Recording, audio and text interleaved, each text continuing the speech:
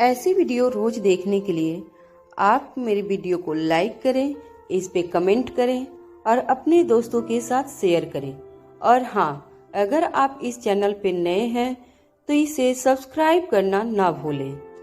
आकाश बड़े ही गौर से व्योमा के रिएक्शन देख रहा था।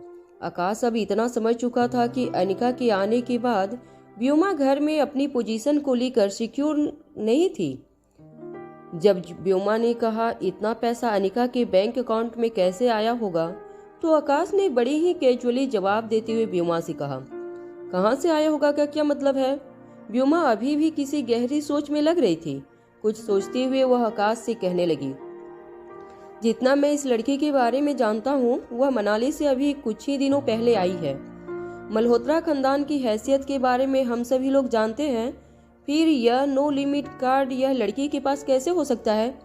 कहीं न कहीं मुझे लग रहा है कि यह पैसे रोहित मारवा के हैं। मुझे लगता है इस लड़की ने रोहित मारवा को ब्रेनवॉश करके उसके पास से यह पैसे निकलवाए हैं। देखो आकाश, मुझे लगता है यह लड़की जितनी सीधी दिखती है उतनी है नहीं। व्योमा के इस बात पर आकाश ने जोर से टेबल पर अपना हाथ मारते हुए कहा, बस करो व्योमा, मैं देख रहा हूँ जब से अनिका आई है तब से तुम उसके पीछे पड़ गई हो। अभी बैंक मैनेजर के सामने तुम उसके बारे में बिना सोचे कुछ भी बोले चली जा रही हो। उसके बैंक अकाउंट में पैसा कहाँ से आया, किसने दिया, यह हमारा लुकआउट नहीं है। आकाश के इस बात पर व्योमा ने भी अपनी आवाज तेज करते हुए कहा, मगर ऐसी लड़की तो गुलेरिया परिवार के बीच आ चुकी है और यह हमारे परिवार को नुकसान पहुंचाने की कोई कोशिश न करे, यह देखना तो हमारा लुकआउट है या नहीं। आकाश, यह मत भूलो कि इसकी माँ ने पापा के साथ क्या किया था। पापा नफरत करते हैं इस लड़की की माँ से। इस लड़की की माँ की वजह से ही पापा की जिंदगी बर्बाद हो गई थी। नफरत करते हैं पापा इस लड़की को, और तुम इस लड़की की वजह से मुझे यह सब कुछ कह रहे हो।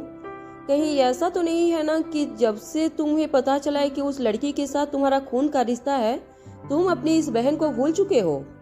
व्योमा की इस बात पर कुछ देर तक आकाश बिल्कुल खामोश रहा और फिर धीमी आवाज में नजरें नीची करके आकाश ने कहा, इस घर में तुम दोनों का बराबर का हक होगा। आकाश के मुंह से यह बात सुनकर व्योमा को ऐसा लग रहा था जैसे उसके दिल पर अभी अभी किसी ने एक भारी पत्थर रख दिया हो। जो लड़की बचपन से लेकर आज तक घर की प्रिंसेस रही थी, अब उसे घर में अपनी पोजीशन किसी के साथ शेयर करनी होगी। व्योमा की आंखों में आंसू निकलने वाले थे, मगर इससे पहले कि उसकी आंखों से आंसू छलक पड़ते, वह कमरे से बाहर निकलने लगी। व्योमा को पीछे से आवाज देते हुए आकाश ने कहा, देखो व्योमा, मैं बस इतना चाहता हूँ कि आइंदा से तुम अनिका और अनिका के मामलों से हमेशा अपने आप को दूर ही रखो तो बेहतर है। आकाश की यह बात सुनने के बाद व्योमा ने आकाश की ओर मुड़कर देखा नहीं और वहां से चली गई। व्योमा के जाते ही मयूर गुलेरिया चुपके से दरवाजे के पीछे से निकला। उसके दोनों हाथ अपनी जैकेट की जेब में थे और एक लंबी बेसबॉल कैप पहन रखी थी। मयूर ने आकाश से कहा, आकाश, क्या तुम ये ठीक कर रहे हो? कल की आई उस लड़की के लिए तुम व्योमा के साथ इस तरह का व्यवहार कर रहे हो? चाहे व्योमा को करण अंकल ने गोद लिया है, मगर वह इस घर की असली बेटी है। अगर करण अंकल को पता चलेगा कि उस अनिका के लिए तुमने व्योमा के साथ इस तरह से व्यवहार से बात की तो उन्हें बहुत दुख होगा। मयूर की बातों का जवाब देते हुए आकाश ने कहा, यह मत भूलना मयूर कि अनिका को यहाँ लाने का फैसला करण अंकल का ही था। उसे गुलेरिया परिवार का हिस्सा बनाना यह करण अंकल ने तय किया था। अब जब अंकल ने उसे परिवार का हिस्सा सबके सामने मान लिया है तो उसके इस फैसले का रिस्पेक्ट करना सभी परिवार वालों की जिम्मेदारी है। वैसे एक जिम्मेदारी मैंने तुम्हें भी दी थी, तुम्हें अनिका को हर वक्त प्रोटेक्शन देना है। अनिका इस वक्त बाहर गई है और तुम यहाँ क्या कर रहे हो? मयूर गुलेरिया ने बड़ी ही कूल अंदाज में आकाश से कहा, मुझे मेरी जिम्मेवारियों का पूरी तरह से एहसास है। अनिका घर वापस लौट चुकी है। किसी भी वक्त उसकी कार गुलेरिया हाउस के मेन गेट से अंदर आती होगी और मेरी टीम उसकी कार के आसपास ही है। यह कहते हुए मयूर गुलेरिया ने आकाश की चेयर के सामने वाली विंडो के कर्टन्स हटाए। आकाश ने देखा कि गुलेरिया हाउस की मेन गेट से अनिका की टैक्सी अंदर आ रही थी। मेन गेट के पास ओंकार जल्दी जल्दी अपनी कार में बैठकर गुलेरिया हाउस से निकलना चाहता था। उसे डर था कि कहीं आकाश फिर से अपना मन न बदल ले और उसे दिया हुआ कार्ड उसके पास से वापस ले ले। क्योंकि ऐसा कई बार हुआ था कि व्योमा ने आकाश को अपना डिसीजन चेंज करने पर मजबूर किया था। जल्दी जल्दी में ओंकार की टक्कर अनिका की टैक्सी से हुई। इससे पहले कि ओंकार टैक्सी वाले पर भड़क जाता, ओंकार की नज़र पीछे बैठी अनिका पर पड़ी। अनिका को देखते ही ओंकार के चेहरे पर एक बहुत बड़ी स्माइल आ गई। अनिका को वेव करते हुए ओंकार ने कहा, हेलो वीक सिस्टर। ओंकार का बदला हुआ मूड देखकर अनिका भी हैरान थी। अनिका ने अपनी टैक्सी का कांच नीचे करते हुए ओंकार से पूछा, कहो ओंकार, तुम यहाँ कैसे? ओंकार जानता था कि उसकी इस नई बड़ी बहन के अकाउंट में बहुत पैसा था। ओंकार अपने एनिमल शेल्टर के लिए फंड इकट्ठा करना चाहता था। आकाश से दिए हुए एडन कार्ड का लिमिट लगी हुई थी। यह बात वह अच्छी तरह जानता था। ओंकार ने अनिका से कहा, वह दरअसल मुझे कुछ पैसे चाहिए। अनिका जानती थी कि अभी अभी ओंकार ने उसके कार्ड से 7 से 8 लाख स्वाइप किए थे, मगर वह यह बात भी अच्छी तरह जानती थी कि अपने एनिमल शेल्टर के लिए ओंकार जो कुछ भी करना चाहता था उसके लिए यह रकम बहुत कम थी। अनिका ने बिना किसी सवाल के ओंकार से पूछा, कहो कितने पैसे चाहिए तुम्हें? ओंकार ने कुछ देर सोचने के बाद कहा, 5, नहीं 10। क्या तुम मुझे 10 दे सकती हो? अनिका बिना ओंकार की ओर देखे अपने मोबाइल से कुछ टाइप करने लगी। कुछ देर में ओंकार की फोन पर एक मैसेज आया। मैसेज पढ़ते ही ओंकार के होश उड़ गए। अनिका ने टैक्सी ड्राइवर से कार गुलेरिया मेंशन के अंदर ले जाने को कहा। आगे चल रही टैक्सी के पीछे पीछे ओंकार भी दौड़ने लगा। जैसे ही टैक्सी मेन एंट्रेंस के पास रुकी, ओंकार दौड़कर आया और एक चौफर की तरह अनिका की कार का दरवाजा खोला। ओंकार के चेहरे पर उसकी खुशी एक बड़ी सी स्माइल के जरिए नजर आ रही थी। अनिका कार से उतरकर सीधे गुलेरिया हाउस के अंदर चली गई।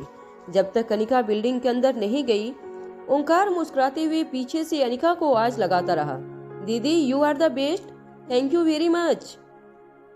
ओंकार की खुशी का ठिकाना इसलिए नहीं रहा था क्योंकि अभी अभी अनिका ने उसे 25 लाख रुपए ट्रांसफर किए थे। ओंकार अपने हाथ लहराता हुआ फिर से अपनी कार की ओर चलने लगा। चलते हुए ओंकार व्हिसल भी कर रहा था। तभी अचानक पीछे से किसी ने ओंकार का टी शर्ट पकड़ लिया। जब ओंकार ने मुड़कर देखा तो बेसबॉल कैप के पीछे छुपी मयूर गुलेरिया की आंखें ओंकार को घूर कर देख रही थी। मयूर का हाथ हटाते हुए ओंकार ने कहा, यह क्या कर रहे हो? अपनी मार्शल आर्ट की टेक्निक किसी और पर आजमाना, मुझे डर नहीं लगता कुंग फू कराटे से। ओंकार की बात सुनते ही मयूर ने ओंकार से कहा, अब डर नहीं लगता तो आजा किसी दिन, रिंग में वादा करता हूँ उसके बाद तेरे दिल में डर हमेशा बना रहेगा। मुस्कुराते हुए ओंकार ने कहा, डर तो मुझे सिर्फ तब लगता है जब मेरे पास पैसे की कमी हो, मगर आज मेरे मन में कोई डर नहीं है। मयूर गुलेरिया ओंकार की बातें समझ नहीं पा रहा था। ओंकार के कंधे पर हाथ रखकर मयूर ने कहा, शर्म नहीं आती इस तरह किसी लड़की की खुशामद करते हुए? जानते क्या हो तुम इस लड़की के बारे में? क्या तुम्हें पता है इस लड़की की वजह से करण अंकल को कितना दुख पहुंचा है? और तुम इस तरह एक पालतू जानवर की तरह उसके पीछे दुम हिलाते फिर रहे हो।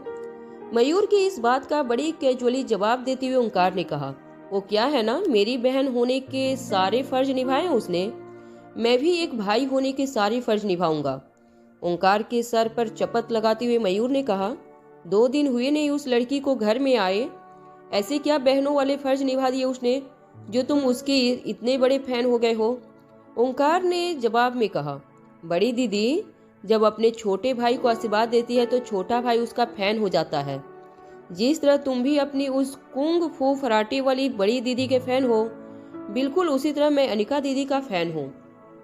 ओंकार की इस बात पर फिर से मयूर ने गले से पीछे हिस्से से ओंकार की टी शर्ट पकड़ ली और कहा, अबे तू जानता क्या है बड़ी दीदी के बारे में? उसके और इस अनिका के बीच में कोई मुकाबला ही नहीं हो सकता। मार्शल आर्ट की दुनिया में बड़ी दीदी का बहुत नाम है।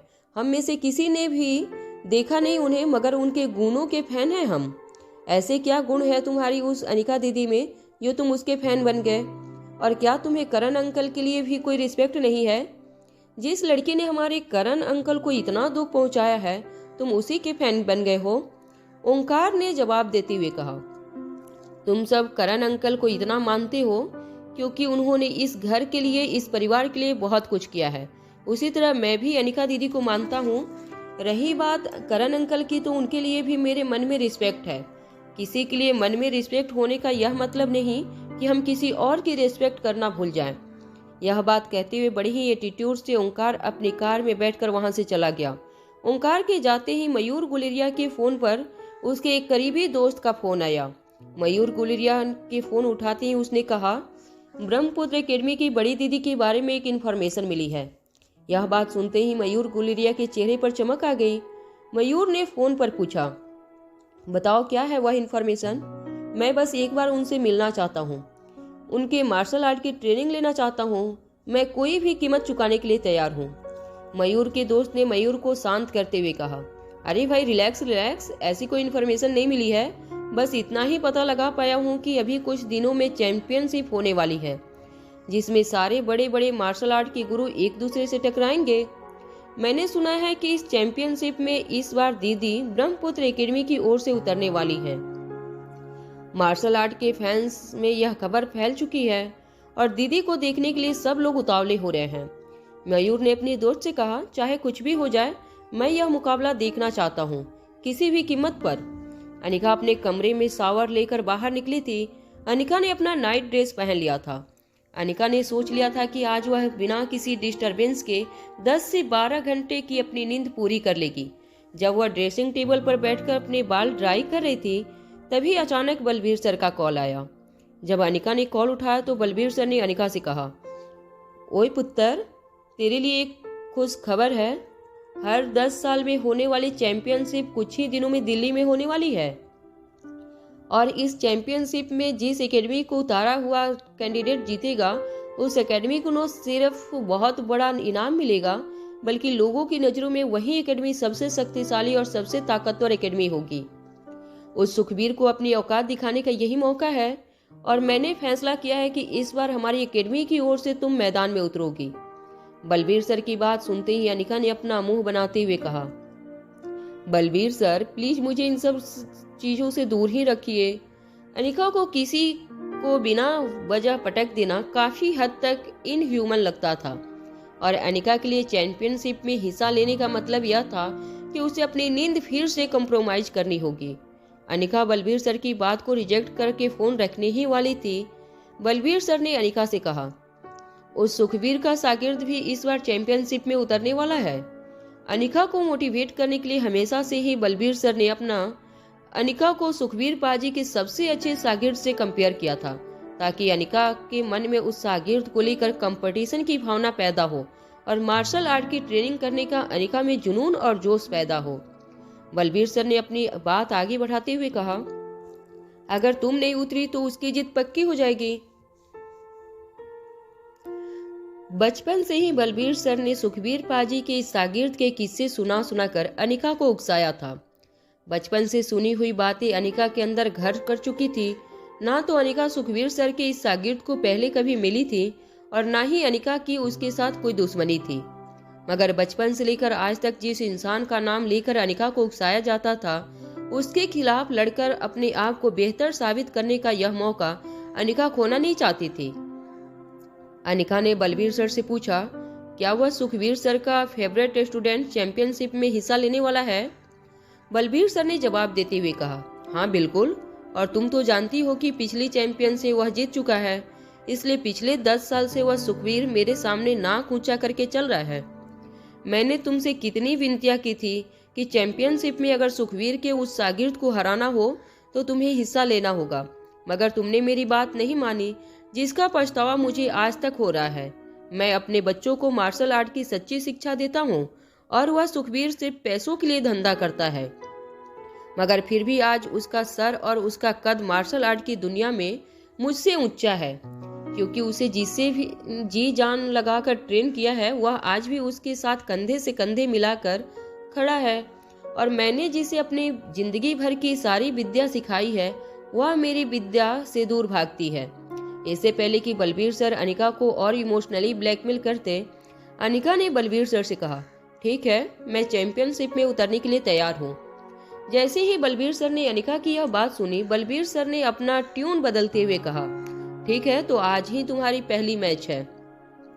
बलबीर सर को इस तरह रंग बदलते हुए देखकर अनिका हैरान रह गई। वह बलबीर सर को कुछ कहती या कुछ रिजेक्ट करती, उससे पहले बलबीर सर ने अपनी बात आगे बढ़ा दी। देखो, यह चैंपियनशिप बहुत प्राइवेट रखी जाने वाली है और मैं जानता हूँ कि तुम अपनी असली आइडेंटिटी लोगों पर जाहिर नहीं होने देना चाहती। अगर तुम एकेडमी की बड़ी दीदी के नाते नहीं लड़ना चाहती हो तो ना सही, हम तुम्हारे लिए कोई और नाम से आईडी कार्ड बनवा देंगे। मैंने सोच रखा है कि तुम्हारा नाम आर्या होगा। ब्रह्मपुत्र एकेडमी से आर्या ऑफिशियल एंट्री होगी इस चैंपियनशिप के लिए। और हाँ, इस चैंपियनशिप का एक रूल हमेशा याद रखना, मुकाबले से बाहर होने वाला कंटेस्ट अपना या अपनी एकेडमी का नाम नहीं बताता, बस जीतने वाला कंटेस्ट अपनी एकेडमी का नाम बताता है। क्योंकि चैंपियनशिप ऑर्गेनाइज करने वाले नहीं चाहते कि जीती हुई एकेडमी हारी हुई एकेडमी को नीचा दिखाने के लिए किसी भी तरह की मार्केटिंग ना करे। और हाँ, मगर हर एकेडमी को यह अधिकार है कि वो अपनी जीत की खुशियां मनाए, और इस साल मैं भी जीत की खुशियां मनाना चाहता हूँ। याद रखना, तुम्हारा नाम आर्या होगा।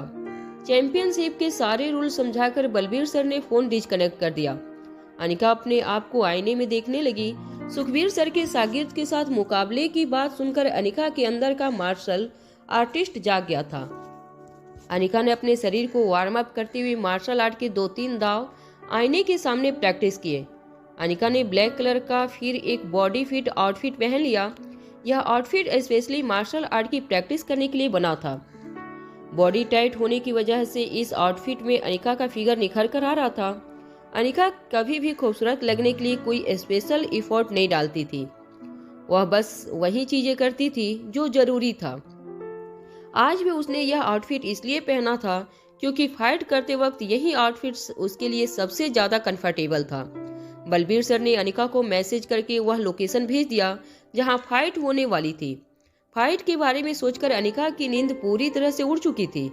अब वह उस जोश में आ गई थी जहां उसे अपने मार्शल आर्ट के मूव्स के अलावा कुछ नहीं सूझ रहा था। बलबीर सर ने भेजे हुए लोकेशन पर जाने के लिए जैसे ही अनिका अपने कमरे से बाहर निकली, अनिका ने देखा मयूर गुलेरिया अनिका के कमरे की ओर चलकर आ रहा था। अनिका को बाहर निकलते देखकर मयूर ने अनिका से कहा, सुनो, आज तुम कहीं बाहर नहीं जा सकती, तुम्हें आज घर में ही रहना होगा। मयूर की बात सुनकर अनिका कंफ्यूज चेहरे से मयूर की ओर देखने लगी। अनिका को 2 बातों पर हैरानी हो रही थी। एक तो यह कि आखिर वो बाहर क्यों नहीं जा सकती, और वह दूसरी यह कि मयूर को ऐसा क्यों लग रहा था कि अनिका मयूर के इशारों पर अपनी चीजें प्लान करेगी। मयूर ने अपनी बात आगे बढ़ाते हुए कहा, आज मुझे कहीं बाहर जाना है, इसलिए तुम्हें घर पे रहना होगा, वरना इस तरह तुम्हारे प्रोटेक्शन के लिए दिन रात तुम्हारे पीछे घूमता रहूं तो मेरी लाइफ तो कभी जी ही नहीं पाऊंगा। अनिका खामोश थी, मगर उसे यह नहीं समझ में आ रहा था कि आखिर किसने रोका था मयूर को अपनी लाइफ में जीने से। नहीं अनिका को मयूर के प्रोटेक्शन की जरूरत थी, और न ही अनिका ने मयूर से रिक्वेस्ट की थी कि वह उसे प्रोटेक्ट करे। अनिका ने मयूर के हाथ में एक कार्ड देखा। जब मयूर ने अनिका को अपने कार्ड की ओर देखते हुए नोटिस किया, तब वो कार्ड दिखाते हुए मयूर ने अनिका से कहा, आज मेरे पास एक सुनहरा मौका है अपने आइडल से मिलने का। कई सालों से इससे मिलने की ख्वाहिश है, आज फाइनली पूरी हो सकती है, और इसलिए तुमसे कह रहा हूँ कि सिर्फ आज के दिन तुम घर पर रुक जाओ। अनिका ने मयूर की आंखों में आंखें डालकर कहा, मैं तुम्हें कहीं जाने से नहीं रोक रही, मगर तुम्हारे कहीं जाने का मेरी रूटीन से क्या मतलब। मयूर ने अपने बेसबॉल कैप थोड़ी और नीची करते हुए अनिका से कहा, क्या तुम नहीं जानती तुम्हारे पीछे कितने लोग पड़े हैं।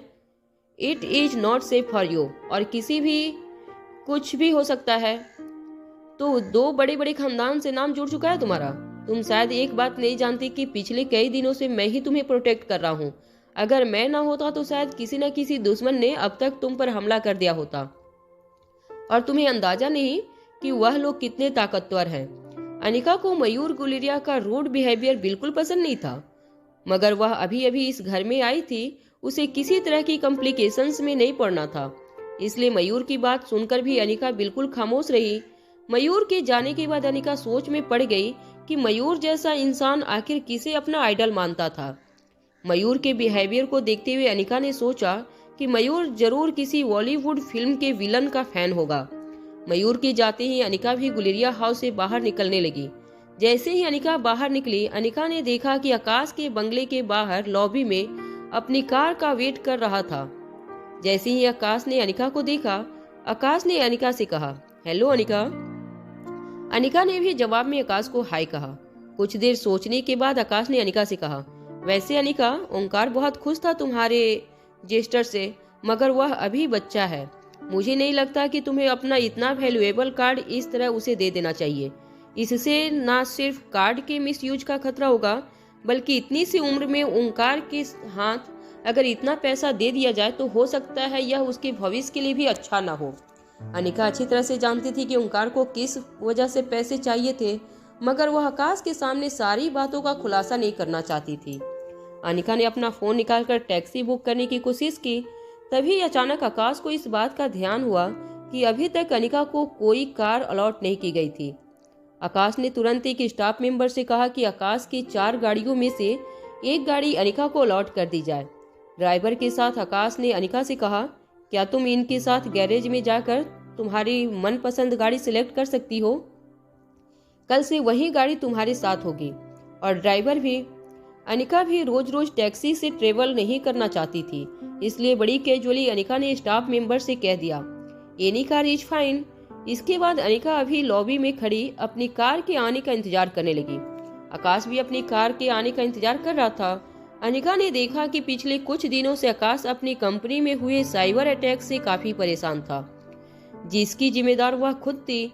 अनिका ने धीमी आवाज में आकाश से पूछा, क्या तुम इस वक्त ऑफिस जा रहे हो?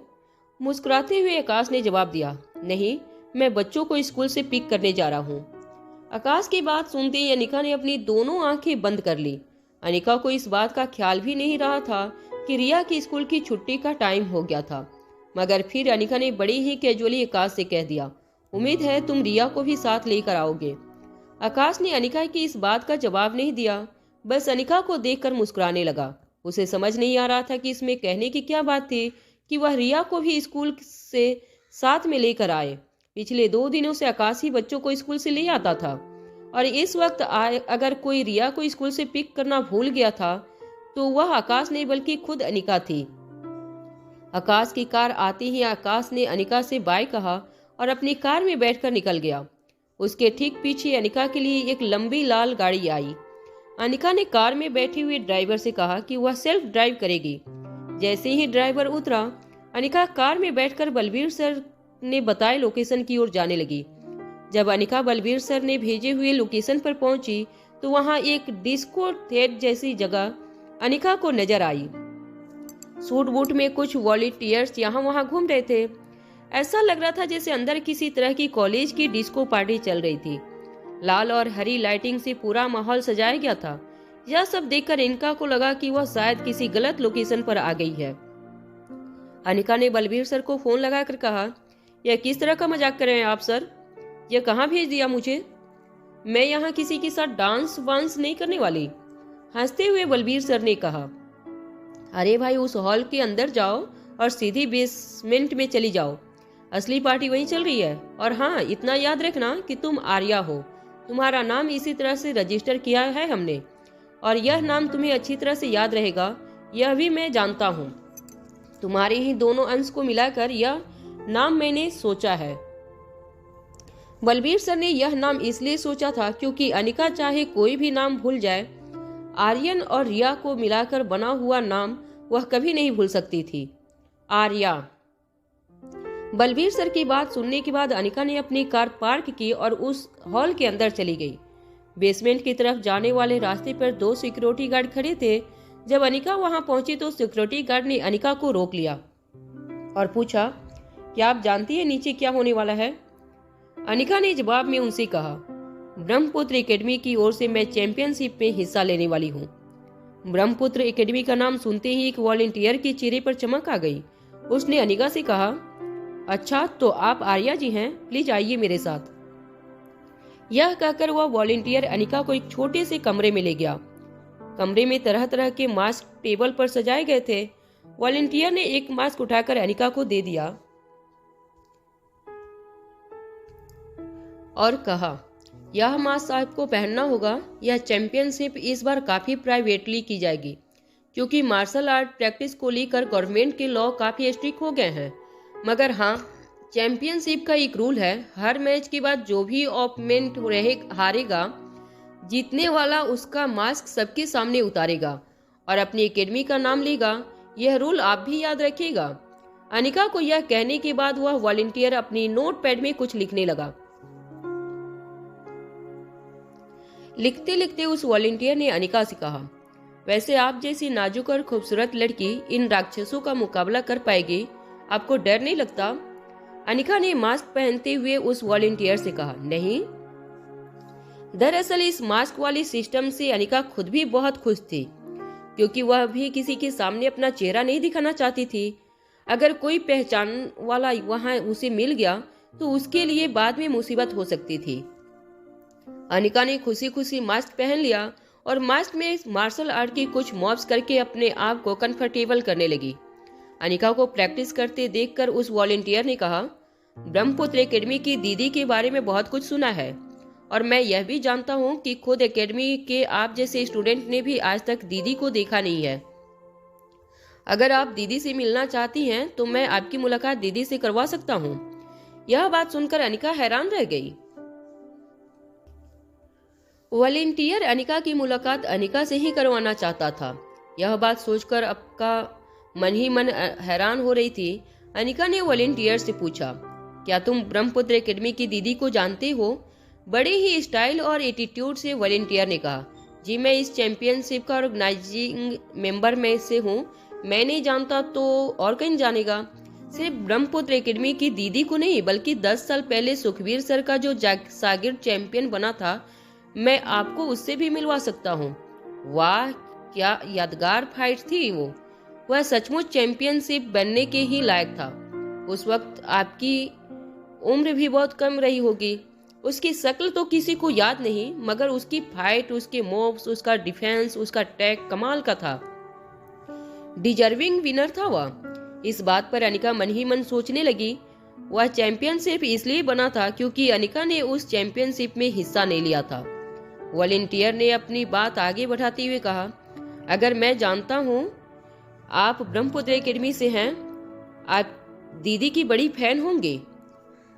वैसे उनके फैन की कमी नहीं है यहाँ पर नीचे बेसमेंट में आज क्राउड खचाखच भरा हुआ है। आधे से ज्यादा तो सिर्फ दीदी के दर्शन के लिए आए हैं।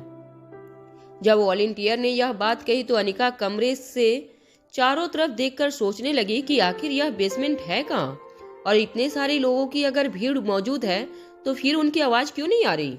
क्या जितने भी लोग यह मार्शल आर्ट की चैंपियनशिप देखने आए हैं, सबसे यह कहा गया था कि उन्हें चुप रहकर पूरी चैंपियनशिप देखनी होगी, ताकि आवाज के कारण उन पर किसी को पता न चले कि बेसमेंट में आखिर हो क्या रहा है।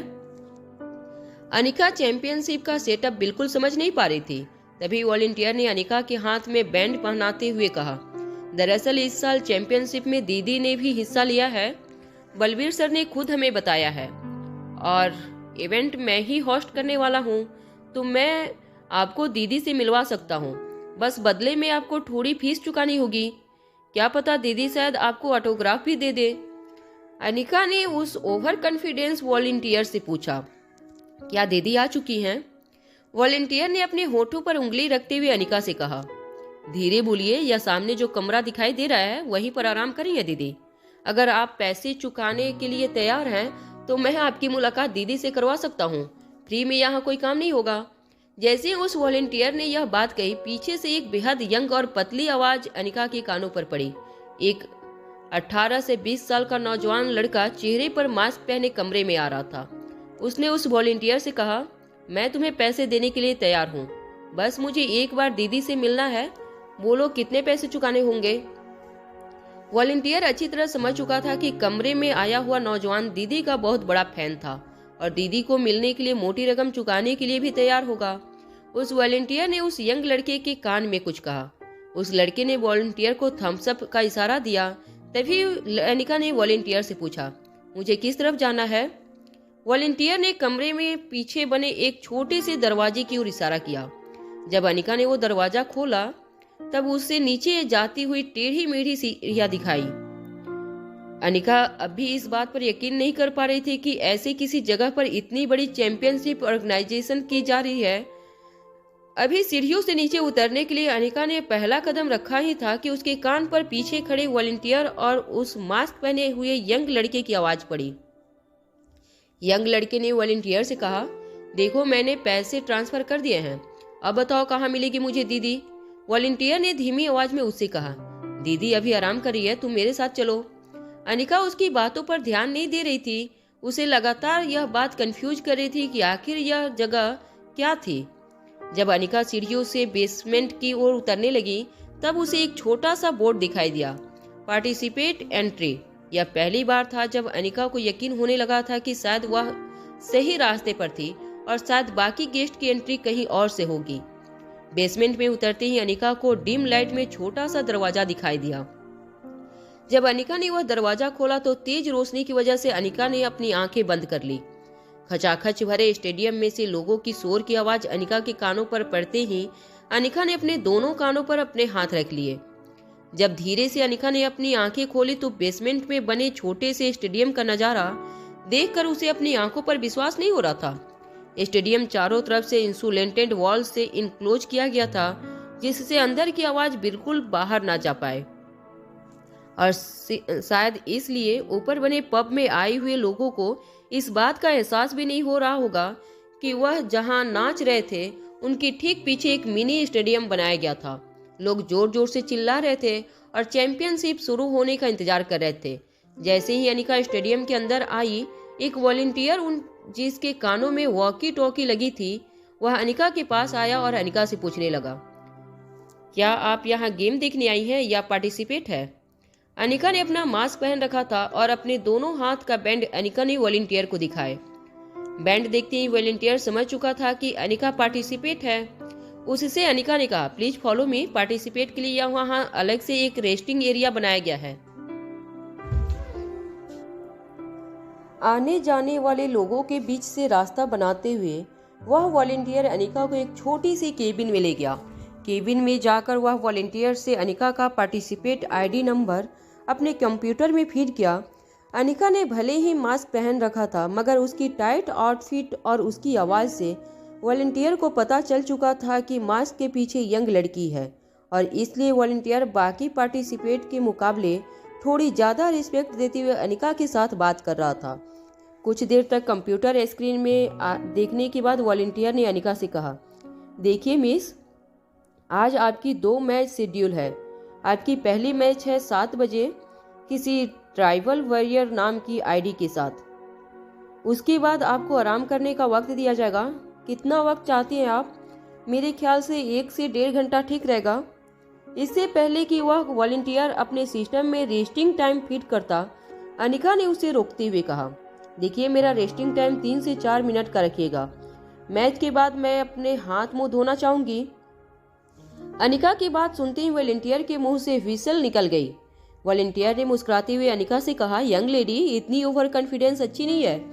मुझे पता नहीं यहाँ तुम्हें किन किन लोगों के साथ फाइट करनी होगी।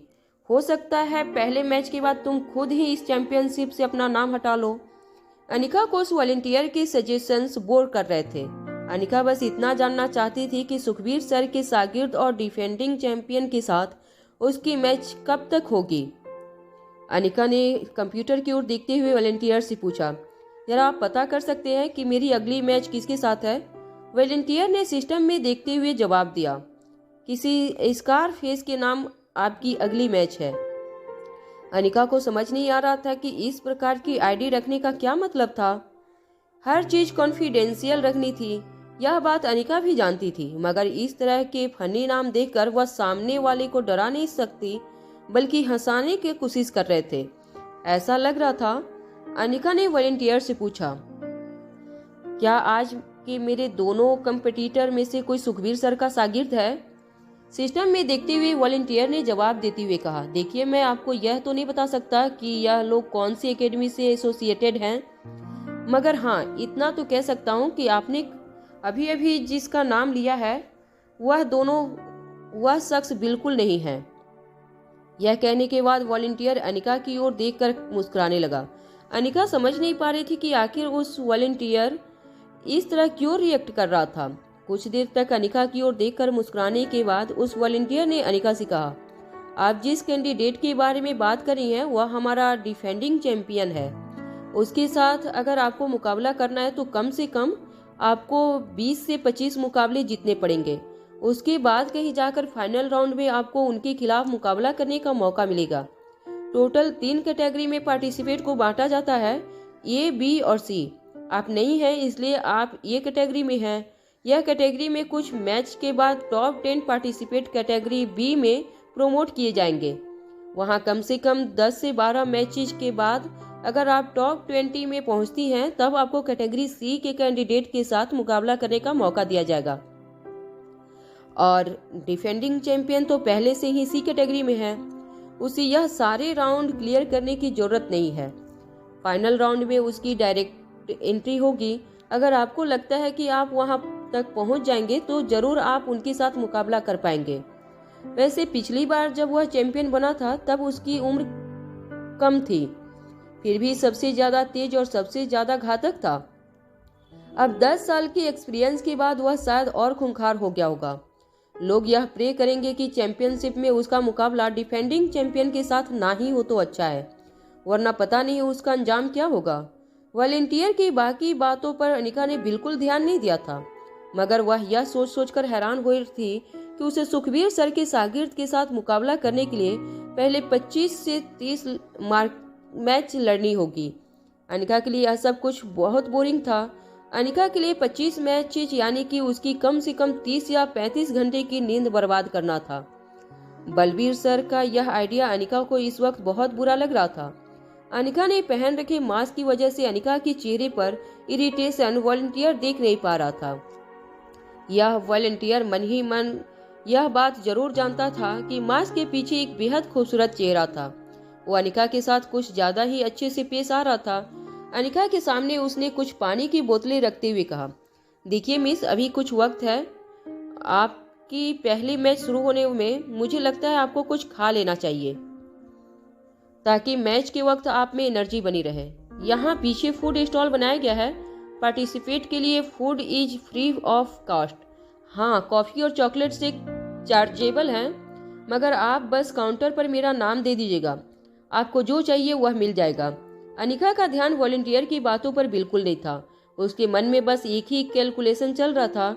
वह अपने सामने पड़ी रूल बुक पढ़ रही थी जिसमें लिखा था कि हर कंटेस्ट दिन में सिर्फ 2 मैच खेल सकता है और वही कंटेस्ट मैच जीतेगा जो सामने वाले का मास्क निकाल देगा।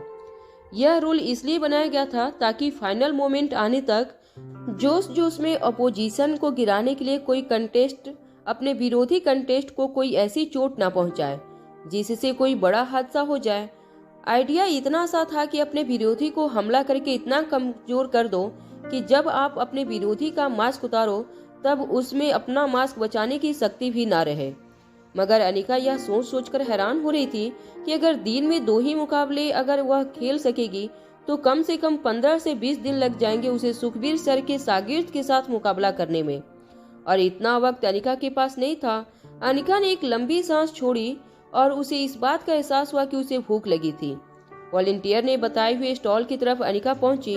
अनिका को खाने में ज्यादा डेजर्ट में इंटरेस्ट था। उसे लगा कि एनर्जी मेंटेन करने के लिए कुछ केक खाई जाए। अनिका ने एक प्लेट में चॉकलेट केक ली और जैसे ही केक खाने लगी अनिका की नजर दूर से आ रहे एक लंबे पतले आदमी पर पड़ी जिसके हाथ में एक नन्ही सी गुड़िया थी। दोनों ने मास्क पहन रखा था, मगर अनिका अपने बच्चों को पहचान गई थी। अनिका रोहित और रिया को वहां देखकर हैरान हो गई। अनिका ने अपनी प्लेट साइड में रखी और रोहित और रिया की ओर आगे बढ़ने लगी। लोगों की भीड़ से अनिका रास्ता बनाते हुए रोहित और रिया के बिल्कुल करीब पहुंच गई। इससे पहले अनिका रोहित या रिया को आवाज लगाती और उनका ध्यान अपनी ओर खींचती, एक वॉलंटियर रोहित के पास चलकर आया और कहने लगा, अरे डिफेंडिंग चैंपियन, आप यहाँ खुद? क्या बात है, आज तो डिफेंडिंग चैंपियन को यहाँ देखकर हम भी बहुत खुश हो गए। लगता है आज मुकाबले में मजा आएगा। जैसे ही उस वॉलंटियर ने रोहित से हाथ मिलाया, रोहित की नजर भीड़ के बीच में से चलकर आगे आ रही अनिका पर पड़ी। अनिका ने मास्क जरूर पहन रखा था, मगर अनिका की हाइट, उसकी फिगर, उसके चलने का तरीका बाकी लड़कियों से काफी अलग था और रोहित अनिका की ये बातें चाहकर भी कभी नहीं भूल सकता था। रोहित समझ गया था कि मानसक के पीछे छुपी लड़की और कोई नहीं बल्कि अनिका थी। रोहित ने तुरंत बात बदलते हुए इस वॉलंटियर से कहा, माफ करना, मेरे ख्याल से आपकी कोई गलती हो रही है। मैं वह नहीं हूँ जो आप मुझे समझ रहे हो। रोहित की बात सुनकर वॉलेंटियर शर्मिंदा हो गया और रोहित के कंधे पर हाथ रखकर कहने लगा, आई एम वेरी सॉरी।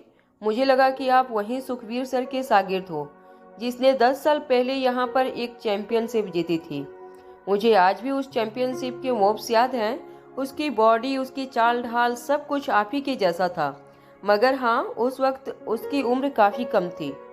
यह कहते हुए वो आदमी वहां से निकल गया। तभी रोहित ने अपनी छोटी आंखें करते हुए अनिका की ओर देखना शुरू किया और रिया को इशारे से अनिका की ओर देखने को कहा। जैसे ही रिया की नजर अनिका पर पड़ी, रोहित ने कहा, मुझे लगता है यह मास्क वाली लड़की बिल्कुल तुम्हारी मम्मा जैसी लग रही है। तुम्हारा क्या कहना है? रोहित के इस बात पर नन्ही सी रिया ने मुस्कुराते हुए कहा, यह मेरी मम्मा जैसी लग नहीं रही, यह मेरी मम्मा ही है। रोहित ने अनिका को देखते हुए कहा, मगर इस लड़की की कमर तो बिल्कुल दुबली पतली है। मुझे नहीं लगता यह तुम्हारी मम्मा है। रिया ने हंसते हुए जवाब दिया, नहीं, यह मेरी मम्मा ही है। मैं मेरी मम्मा को अच्छी तरह जानती हूँ। मैं जब भी मम्मा को हक करती हूँ, मैं उसकी कमर पर ही पहुँचती हूँ। मुझे पता है यह मेरी मम्मा की ही कमर है। रोहित ने रिया की बात में हामी भरते हुए कहा, रिया, मुझे लगता है बिल्कुल तुम्हारे जैसी आदत मुझे भी डालनी पड़ेगी, वरना इतनी भीड़ में तुम्हारी मम्मा को मैं कैसे पहचान पाऊंगा। रोहित की बात सुनते ही अनिका रोहित और रिया के पास आई और दबी हुई आवाज में रोहित से कहने लगी, आप रिया को यहाँ क्यों लेकर आए हो? अनिका ने हमेशा से ही रिया को मारपीट और मार्शल आर्ट से दूर ही रखा था। जब भी अनिका इस तरह की किसी फाइट होती, तब अनिका रिया को अपनी आंखें बंद कर लेने को कहती। अनिका नहीं चाहती थी कि छोटी सी रिया के मन पर फाइट की कोई निगेटिव इफेक्ट्स पड़े। इससे पहले कि अनिका रोहित पर गुस्सा हो जाती, रिया ने रोहित का बचाव करते हुए कहा, मम्मा, आप डैड पर गुस्सा मत कीजिए। मैंने ही जीत की थी, मुझे रेस्टिंग मैच देखनी है। मैं पापा को फोन पर किसी से बात करते सुना कि मार्शल आर्ट चैंपियन होने वाली है। मैंने डैड से कहा कि मुझे भी जाना है, इसलिए डैड मुझे यहाँ ले आए। अनिका ने रोहित की ओर देखते हुए पूछा, मिस्टर मारवा, आपको अपने बिजी शेड्यूल में से टाइम मिल गया रिया को यहाँ लेकर आने का? बड़े ताबूज की बात है। रोहित ने रिया को मास्क के ऊपर गालों पर किस करते हुए कहा, इसमें ताज्जुब कैसा? अगर एक बेटी अपने डैड से कोई फरमाइश करती है तो उसके डैड की भी यही जिम्मेदारी है कि उसकी फरमाइश को पूरा करे। बस मैं भी एक आम बाप हूँ, अपनी बेटी की पूरी जिद करने यहाँ चला आया। रोहित ऐसी गोल गोल बातों से अनिका को रोहित पर शक होने लगा था। अनिका ने अपनी बात आगे बढ़ाती हुई रोहित से पूछा, मगर आज तो लोअर कैटेगरी की मैच होने वाली है, भला आपको इनमें क्या दिलचस्पी होगी? असली मैच तो 2 हफ्ते बाद शुरू होगी। रोहित के पास अनिका के सवाल का कोई जवाब नहीं था। जब अनिका ने देखा कि रोहित खामोश खड़ा था, तो अनिका ने रोहित को एक और सवाल पूछा, वह आदमी अभी अभी तुम्हें डिफेंडिंग चैंपियन को बुला रहा था। उसने तुम्हें कहा कि तुम सुखवीर सर के एकेडमी के बड़े भैया हो। रोहित जान चुका था कि अनिका को रोहित पर शक हो गया। रोहित ने एक लंबी सांस छोड़ते हुए अनिका से कहा, मुझे लगता है मुझे तुम्हें साफ साफ सब कुछ बता देना होगा। अनिका हैरानी से रोहित की ओर देखने लगी। रोहित ने दबी हुई आवाज में अनिका से कहा, देखो, सच कहूं तो मुझे लगता है कि वह लड़का जो सुखवीर सर का शागिर्द है और यहाँ का डिफेंडिंग चैंपियन है, वह बिल्कुल मेरी ही तरह की हाइट बॉडी वाला है और अच्छी पर्सनालिटी वाला होगा।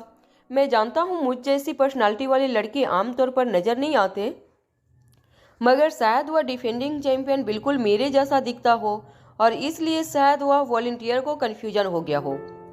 अपने डैड की इस बात पर नन्ही सी रिया ने अपने दोनों हाथों से ताली बजाई और कहा, my dad is the most handsome man in this world. Rohit के इस तरह के मजाक अब धीरे धीरे अनिका को गुस्सा दिलाने लगे थे। अनिका फूड काउंटर की ओर चलने लगी। रोहित रिया को अपने हाथों में पकड़े अनिका के पीछे पीछे चलने लगा। अनिका ने रोहित से पूछा, क्या तुम्हें लगता है कि सुखवीर सर की एकेडमी का यह जो डिफेंडिंग चैंपियन है, वह आज यहाँ पर आएगा? रोहित मन ही मन सोच रहा था कि वह डिफेंडिंग चैंपियन तो अभी इस वक्त अनिका के पीछे पीछे चल रहा है। मगर कुछ देर खामोश रहने के बाद रोहित ने अनिका से कहा, हो सकता है। रोहित की बात सुनकर अनिका की आंखों में चमक आ गई। अनिका ने रोहित की ओर देखकर पूछा, क्या आज उसकी कोई मैच है? मैं उसका मुकाबला देखना चाहती हूँ। रोहित ने नन्ही सी रिया को नीचे उतारकर उसे एक प्लेट में एक पेस्ट्री दी और अनिका से कहने लगा, देखो डिफेंडिंग चैंपियन है वह। प्रिलिमिनरी राउंड की मैच से उसे एक्सपेंशन मिल गया है। वह टॉप क्लास की कैटेगरी में आता है। फाइनल राउंड ही खेलेगा। फाइनल राउंड तक जो भी पार्टिसिपेंट्स पहुंचेंगे उन्हीं को मौका मिलेगा डिफेंडिंग चैंपियन के साथ कंपटीशन करने का। और मुझे लगता है प्रीलिमिनरी मैच खत्म होने में अभी 20 से 15 दिन का वक्त है। यह बात सुनते ही अनिका मायूस हो गई। अनिका सोचने लगी कि इस तरह अगर अनिका को डिफेंडिंग मैच के साथ मुकाबला करना होगा तब तो 15 से 20 दिन का वक्त लग जाएगा। हर कैटेगरी के पार्टिसिपेट के साथ मैच लड़कर उसे टॉप 20 में जगह बनानी होगी। उसके बाद फाइनल राउंड में उसका मुकाबला डिफेंडिंग चैंपियन के साथ हो पाएगा। इतना वेट नहीं कर सकती थी, ना ही उसके पास इतना टाइम था और ना ही इतनी पेशेंस। अनिका ने अपनी गर्दन झुकाती हुई दबी हुई और मायूस आवाज में रोहित से कहा, मैं सुखवीर सर के चैंपियन से मिलना चाहती हूँ। जैसे ही अनिका यह बात कही, अनिका और रोहित की कानों पर एक आवाज पड़ी, अगर तुम डिफेंडिंग चैंपियन से मिलना चाहती हो तो उस लड़के को थोड़ी बहुत रिश्वत दे देती, वह तुम्हें डिफेंडिंग चैंपियन की मुलाकात करवा देता। जब अनिका ने मुड़कर देखा तो वही मास्क पहना हुआ यंग लड़का था जो उसे बेसमेंट में आने से पहले रिसेप्शन पे मिला था।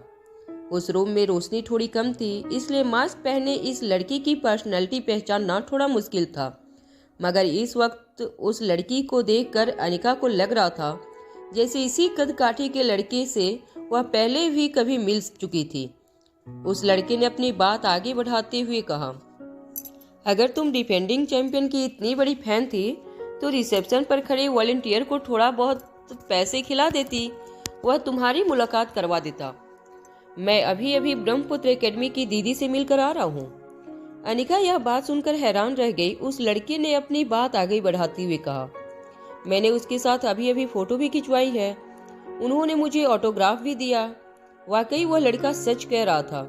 अगर तुम भी डिफेंडिंग चैंपियन से मिलना चाहती हो तो जाओ उस लड़के से बात करो। उस लड़के की आवाज और उसकी कद काठी से अनिका अब तक यह जान चुकी थी कि मास्क के पीछे का चेहरा और कोई नहीं बल्कि मयूर गुलेरिया था। अनिका जानती थी कि इस वक्त जितने भी लोग स्टेडियम में मौजूद थे वह मास्क पहनकर इसलिए आए थे ताकि एक दूसरे की आइडेंटिटी वह जान न सके। अनिका मयूर को जान चुकी थी, मगर उसने मयूर को इस बात का एहसास नहीं होने दिया। हालांकि अनिका अच्छी तरह जानती थी कि मास्क के पीछे जो चेहरा था वह मयूर गुलेरिया का ही था। मयूर ने अपनी बात आगे बढ़ाते हुए कहा, क्या तुम ब्रह्मपुत्र एकेडमी की बड़ी दीदी की तस्वीर देखना चाहोगी? अनिका की हैरानी बढ़ती जा रही थी। उस मास्क पहने लड़के ने अपनी जेब से फोन निकालकर अनिका को उस औरत की तस्वीर दिखाई जिसे वह अभी अभी मिलकर आया था। जब अनिका ने उस औरत की तस्वीर देखी तो वह हैरान रह गई। तस्वीर में जो औरत थी वह काफी बल्की थी, उसके चेहरे और बाजुओं में काफी वजन था। अनिका ने इससे पहले किसी भी औरत को इतना मस्कुलर नहीं दिखा था। शरीर से वह औरत काफी ताकतवर नजर आ रही थी। मयूर ने उस औरत की तस्वीर देखते हुए कहा, सच कहूँ तो मैं पहले से दीदी का बहुत बड़ा फैन था, मगर आज जब मैं उन्हें मिला तब मुझे इस बात का एहसास हुआ कि लोग इनकी इतनी तारीफ क्यों करते थे। मैंने आज तक अपनी जिंदगी में इतनी पावरफुल औरत कभी नहीं देखी। जरा देखो इनके मसल्स को। मैंने सुना था मसल्स सिर्फ लड़के ही बना सकते हैं, लड़कियां चाहकर भी मसल्स गेन नहीं कर सकती थी। मगर दीदी ने साबित कर दिया कि अगर सच्ची श्रद्धा से मार्शल आर्ट के रूटीन को फॉलो किया जाए तो कोई भी काम नामुमकिन नहीं होता। उनकी बात करने की स्टाइल, उनका ऑरा देखकर मैं उनका पहले से ज्यादा बड़ा फैन हो गया हूँ। ब्रह्मपुत्र एकेडमी की दीदी के बारे में लोग जितनी भी बातें करते हैं वह सब सच है। आज शायद मेरी जिंदगी का सबसे बड़ा दिन है। अनिका हैरानी से तस्वीर में उस औरत को देखने लगी। अनिका ने उस औरत को पहले कभी नहीं देखा था। अनिका जानती थी कि वह औरत जो क्लेम कर रही थी वह झूठ था। असली दीदी वो नहीं थी, मगर इस वक्त मयूर को सच्चाई बताने का मतलब था कि अनिका एक और मुसीबत में फंस जाती। तभी फोन वापस अपनी जेब में रखते हुए मयूर ने कहा, चलो, एक मार्शल आर्ट का फैन होने के नाते मैं ब्रह्मपुत्र एकेडमी की दीदी से भी मिल चुका हूँ और सुखबीर सर के सच्चे शागिर्द और डिफेंडिंग चैंपियन से भी मिल चुका हूँ। आई एम सो लक्की। यह बात सुनते ही अनिका के कान खड़े हो गए। अनिका ने तुरंत ही मयूर से पूछा, क्या तुम डिफेंडिंग चैंपियन से मिल चुके हो? मैं भी मिलना चाहती हूँ, क्या तुम मुझे उसके पास ले जा सकते हो? मयूर ने अपने दोनों हाथ हवा में लहराते हुए कहा, हाँ, मैंने अभी अभी उन्हें देखा। 10 साल पहले मैंने उन्हें यहाँ पर चैंपियनशिप जीते हुए देखा था। उनकी बॉडी, उनकी फिजिकल आज भी बिल्कुल वैसी ही की वैसी है। वो यहीं बगल के कमरे में बैठे हैं, आज भी बिल्कुल वही फीजी चेहरे पर मास्क है, मगर मेरी तीज नगर से कैसे बच सकते थे? मैंने तुरंत पहचान लिया कि हो न हो यही है हमारा डिफेंडिंग चैंपियन। फिर मयूर ने रोहित की ओर देखते हुए कहा, वैसे इनकी भी फिजिक्स बिल्कुल वैसी ही है। मयूर की बात सुनते ही अनिका ने तेजी से रिसेप्शन की ओर जाने लगी। रोहित भी रिया को उठाकर अनिका के पीछे तेजी से चलने लगा। रोहित ने अनिका से पूछा, कहाँ जा रही हो? अनिका ने बिना रुके रोहित की बात का जवाब देते हुए कहा, मैं अभी उस डिफेंडिंग चैंपियन से मिलना चाहती हूँ जिसने सालों से मुझे परेशान कर रखा है।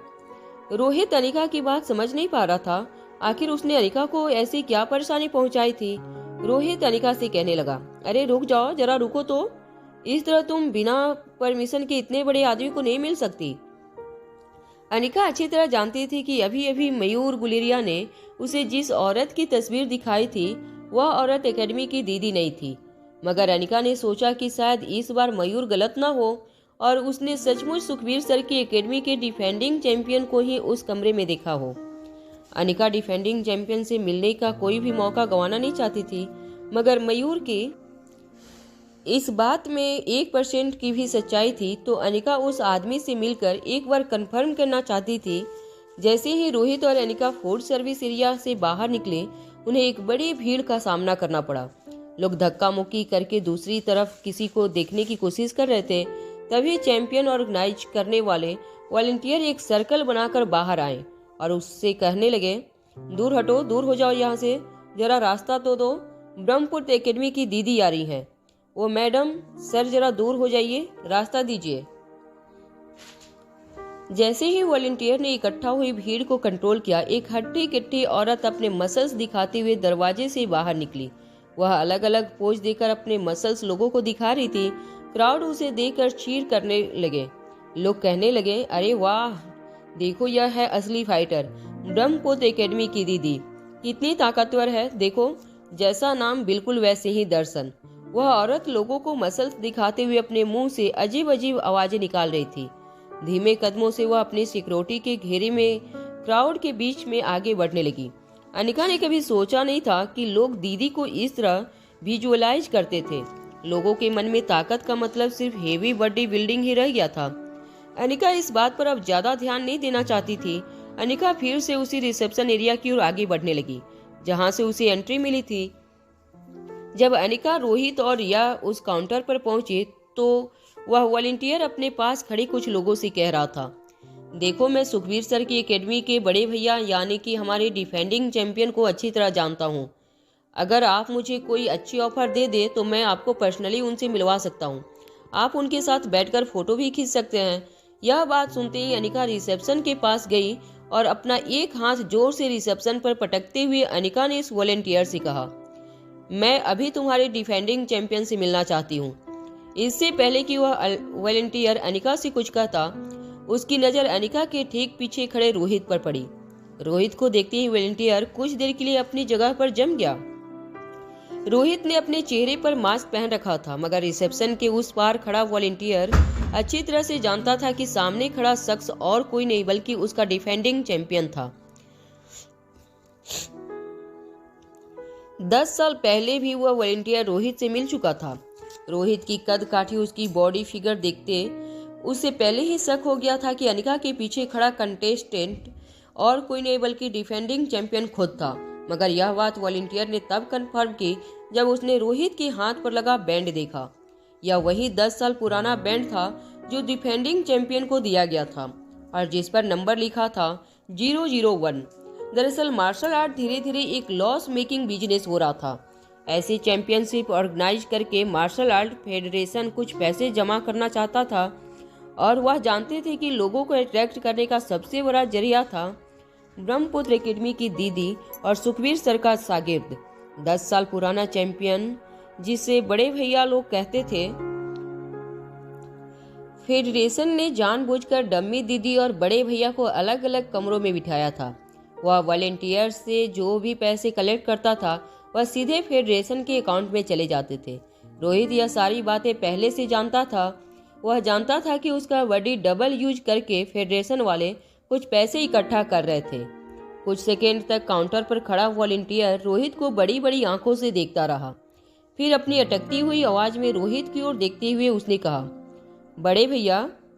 इससे पहले कि वह आगे कुछ कहता, रोहित ने अपना हाथ काउंटर पर रखते हुए कहा, हाँ हाँ सही सुना तुमने, हम बड़े भैया से मिलना चाहते हैं। तुम कहो तो मैं अभी तुम्हें पैसे ट्रांसफर करता हूँ। रोहित की बात सुनते ही उस वॉलेंटियर ने अपने हाथ हवा में उठाते हुए कहा, नहीं नहीं, आप लोग तो कंटेस्टेंट हैं, चलिए मैं आपको ले चलता हूँ उनसे मिलवाने। रोहित की आंखों के इशारे से वॉलेंटियर समझ गया था कि रोहित अपनी आइडेंटिटी रिवील नहीं करना चाहता था। जब वह वॉलेंटियर अनिका को कॉरिडोर से लगे एक कमरे की ओर ले जाने लगा, तब रोहित भी अनिका के ठीक पीछे चलने लगा। वॉलेंटियर को समझ नहीं आ रहा था कि आखिर रियल बड़े भैया आर्टिफिशियल बड़े भैया को क्यों मिलना चाहते थे। कुछ कदम चलने के बाद उस वॉलेंटियर ने एक रूम का दरवाजा खोला। अंदर लगभग रोहित की ही कद काठी का एक आदमी बैठा था, जिसने चेहरे पर मास्क लगाया हुआ था। वॉलेंटियर को देखते हुए उस आदमी ने अपनी भारी आवाज में कहा, क्यों डिस्टर्ब कर रहे हो मुझे बार बार, अब कौन मिलना चाहता है मुझे? वॉलेंटियर ने अटकती हुई आवाज में कहा, है आपकी कोई फैन जो आपको मिलना चाहते हैं। जैसे ही वॉलेंटियर ने यह बात कही, अनिका ने उस वॉलेंटियर को धकेल दिया और ड्रेसिंग टेबल के पास बैठे उस आदमी के पास जाकर अनिका ने उसे एक पंच मार दिया। जैसे ही उस आदमी के गालों पर अनिका का पंच पड़ा, वह चक्कर खाकर नीचे गिर गया। एक ही पंच में वह बेहोश हो चुका था। रोहित और वह वॉलेंटियर हैरान होकर अनिका की ओर देखने लगे। नीचे पड़े उस आदमी को देखकर अनिका खुद भी हैरान थी। उसे समझ नहीं आ रहा था कि आखिर इतना बड़ा मार्शल आर्ट का चैंपियन अनिका की एक ही पंच में ढेर कैसे हो गया। वॉलेंटियर को भी समझ नहीं आ रहा था कि आखिर अनिका ने इस तरह उस आदमी पर अटैक क्यों किया था, मगर वह जानता था कि वह बात आगे नहीं बढ़ा सकता था, क्योंकि जो आदमी ढेर हुआ था वह असली डिफेंडिंग चैंपियन नहीं था। और अगर लोगों में यह बात फैल जाती तो फेडरेशन के लिए बहुत बड़ी मुसीबत खड़ी हो सकती थी। वॉलेंटियर ने अपने कुछ आदमियों से कहा कि फर्श पर पड़े आदमी को जल्दी से इमरजेंसी के लिए बुलाए गए डॉक्टर के पास ले जाएं। ठीक पीछे खड़ा रोहित भी बहुत हैरान था। उसे यह बात समझ नहीं आ रही थी कि आखिर रोहित ने अनिका का क्या बिगाड़ा था जो वो इस तरह से रोहित यानी कि डिफेंडिंग चैंपियन को मारना चाहती थी। हालांकि मुक्का उस आदमी के गाल पर पड़ा था, मगर दर्द कहीं न कहीं रोहित महसूस करने लगा था। जब कुछ लोग फर्श पर पड़े उस आदमी को डॉक्टर के पास ले जाने लगे, तब धीरे से रोहित ने अनिका से पूछा, आखिर इस तरह डिफेंडिंग चैंपियन पर अटैक करने की क्या जरूरत थी? क्या बिगाड़ा है डिफेंडिंग चैंपियन ने तुम्हारा? अनिका ने रोहित से कहा, डिफेंडिंग चैंपियन माय फुट, यह एक डम्मी था। मुझे लगता है असली वालों के साथ मुकाबला करने के लिए मुझे कुछ और दिन इंतजार करना पड़ेगा। धीमी आवाज में रोहित ने अनिका से पूछा, मगर तुम किस तरह से बात कह सकती हो कि यह फेक था? अनिका ने जवाब देते हुए कहा, मैंने इसे जो मुक्का मारा था वह काफी लो इंटेंसिटी का था, मेरी स्पीड भी काफी कम थी।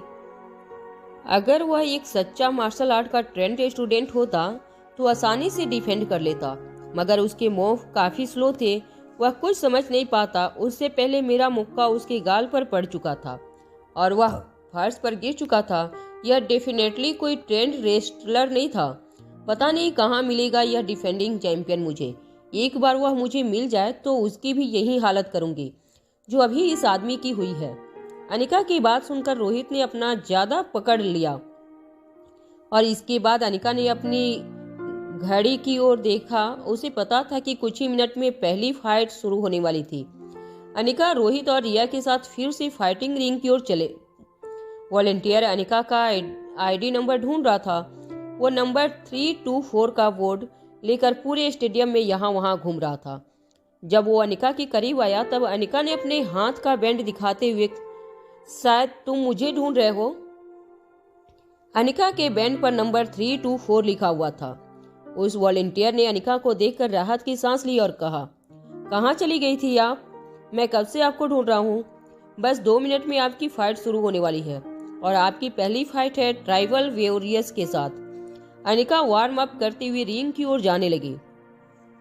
तभी मयूर गुलेरिया अनिका के रास्ते में आकर उससे कहने लगा, ए यंग लेडी, यह तुम क्या कर रही हो? मुझे नहीं पता था कि तुम यहाँ पर कंटेंट करने आई हो। क्या तुम जानती हो तुम क्या करने जा रही हो? मैं इस फाइटर को अच्छी तरह जानता हूँ। ट्राइबल वॉरियर पिछली 9 फाइट जीत चुका है।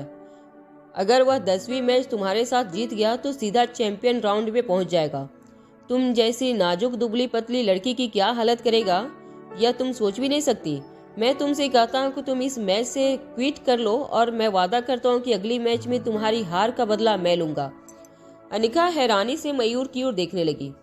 मयूर ने अपनी आवाज ऊंची करते हुए कहा, इस तरह क्या देख रही हो मुझे? मैं तुम्हारे भले के लिए कह रहा हूँ। अगर इस ट्राइबल वॉरियर के साथ तुम रिंग में फाइट करने उतरी तो समझ लेना अगले 10 महीनों तक तुम्हें हॉस्पिटल के बेड पर अपनी जिंदगी गुजारनी होगी। अरे मैं जानता हूँ, इसने पिछली फाइट्स में अपने विरोधियों को सिर्फ एक ही मूव में ढेर कर दिया था और वह भी काफी ताकतवर ट्रेंड रेसलर थे। अनिका ने अपने आर्म्स में स्ट्रेच करते हुए मयूर से पूछा, क्या तुम मुझे यहाँ धमकाने आए हो या तुम्हें मेरी फिक्र हो रही है? अनिका के सवाल पर मयूर खुद अपनी इस बिहेवियर पर हैरान हो गया था। कहीं न कहीं मयूर को मास्क के पीछे छुपी इस लड़का में अनिका नजर आ रही थी और पिछले कई दिनों से वह अनिका को प्रोटेक्ट करने की ड्यूटी निभा रहा था। आज इस लड़की को यहाँ देखकर वह अपनी ड्यूटी से बाहर नहीं निकल पा रहा था। मगर अनिका की यह बात सुनते ही मयूर ने अपने कदम पीछे हटा लिए। उसे समझ में आ गया था कि उसे इस तरह बिना पूछे किसी को सलाह नहीं देनी चाहिए थी। अनिका अब धीरे धीरे रिंग की ओर जाने लगी। रिंग में चढ़ते ही अनिका को अचानक ही कुछ याद आया और उसने पीछे मुड़कर रिया की ओर देखा। जैसे ही अनिका की नजर रिया पर पड़ी, रिया समझ गई थी अभी उसकी आंखें बंद करने का वक्त आ गया था। रिया ने अपनी आवाज ऊंची करके अनिका से कहा, आप फिक्र मत करना मम्मा, मैं अपनी आंखें बंद कर लूंगी और नर्सरी राइम्स गाने लगूंगी। रिया की इस बात पर मुस्कुराते हुए रोहित ने कहा, इतने राइम्स सही सुनाई या नहीं यह मैं तुम्हें मैच के बाद बताऊंगा। रोहित ने अनिका को पहले ही फाइट करते हुए देखा था, इसलिए उसे ज्यादा चिंता नहीं हो रही थी। मगर रोहित की नजरें अनिका पर बनी हुई थी ताकि अगर जरूरत पड़े तो वह तुरंत अनिका की मदद के लिए दौड़ लगा सके। रिया इस वक्त अनिका से दूर थी, मगर फिर भी आज पहली बार अनिका को ऐसा लग रहा था जैसे रिया सेफ थी रोहित के साथ। रोहित और अनिका का कनेक्शन जुड़ता हुआ अनिका को फील होने लगा था।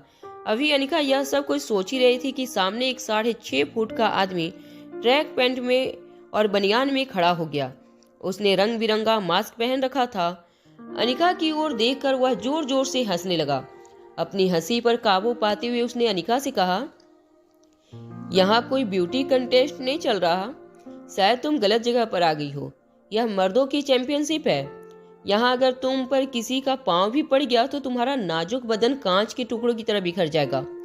ट्राइबल वॉरियर की बात सुनते ही ऑडियंस में बैठी कुछ औरतें नाराज हो गईं। औरतों ने स्टेडियम से चिल्लाते हुए ट्राइबल वॉरियर से कहा, अगर ऐसी बात है तो तुम एकेडमी की दीदी के साथ फाइट क्यों नहीं करते? पता चल जाएगा कि किसका शरीर कांच का बना हुआ है। अचानक ही स्टेडियम में सारी औरतें एक साथ ट्राइबल वॉरियर के मुर्दाबाद के नारे लगाने लगी। स्टैंड में बैठे कुछ मर्दों ने जब उन्हें शांत करवाने की कोशिश की तब सारी औरतें एक साथ अचानक ही ट्राइबल वॉरियर की जगह मर्दों के खिलाफ ही नारे लगाने लगी।